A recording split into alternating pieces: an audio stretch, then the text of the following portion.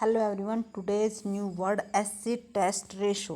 Acid test ratio को liquidity ratio, current ratio और quick ratio के नाम से भी जाना जाता है। लेकिन करंट और क्विक रेशो हमने कई बार पढ़ा हुआ है। एसिड टेस्ट रेशो से स्टूडेंट्स थोड़े से कंफ्यूज हो जाते हैं, तो इसीलिए हमने यहाँ पर इसका नाम लिया है एसिड टेस्ट रेशो। तो एसिड टेस्ट रेशो हमें क्या बताती है कि कितनी हमारी बिजनेस में कितनी लिक्विडिटी पोजीशन है, यानी कितनी तरलता है कि अगर हमें करंट लायबिलिटीज़ की पेमेंट करनी पड़ जाए सडनली, तो हमारे पास इतना अमाउंट सफिशेंट अमाउंट है या नहीं है, इस बात को यह बताती है। और अगर कोई भी पैसा इसमें इन्वेस्ट करता है, जैसे डिबेंचर होल्डर्स हैं या फिर शेयर होल्डर्स हैं, तो इस रेशो को वो ध्यान में रखते हैं। क्यों? क्योंकि इसी रेशो से बिजनेस की पोजीशन का हम डिसीजन लेते हैं।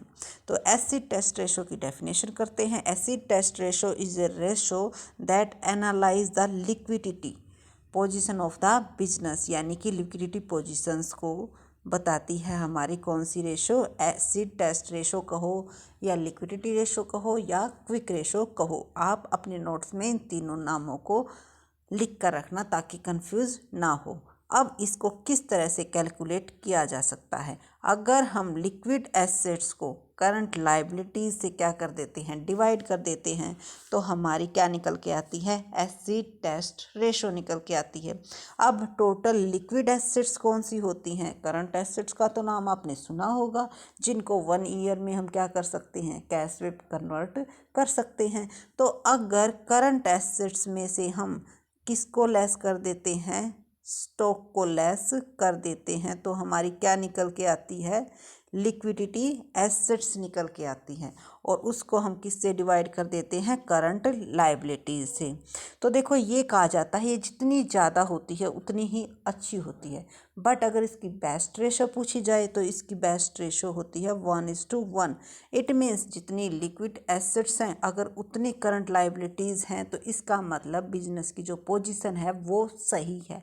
लेकिन ये रेशो इतनी भी ज़्यादा नहीं होनी चाहिए। ये कहते हैं कि हाई रेशो अच्छी मानी जाती है, बट इसका मतलब ये नहीं कि सारी ही कैश को हम अपने पास क्या कर ले, इकट्ठा करके रख ले और बाहर इन्वेस्ट करें ही ना। तो इससे क्या होगा? उससे तो हमें क्या हो जाएगा? नुकसान होना स्टार्ट हो जाएगा। तो इसीलिए इसकी जो बेस्ट रेशो है वो क्या है? 1:1 है। आई होप आपको क्लियर हो गया होगा कि एसिड टेस्ट रेशो क्या होती हैं और कौन कौन इसके ऊपर अपना किस तरह से ये इफ़ेक्ट करती है शेयर होल्डर्स और डिबेंचर्स होल्डर्स को, और किस तरह से इसको कैलकुलेट किया जा सकता है। So thank you for watching this video and please share and subscribe my channels. और अगर आपकी कोई क्वेरी है तो आप हमें कमेंट सेक्शन में ज़रूर बताइएगा। Thank you.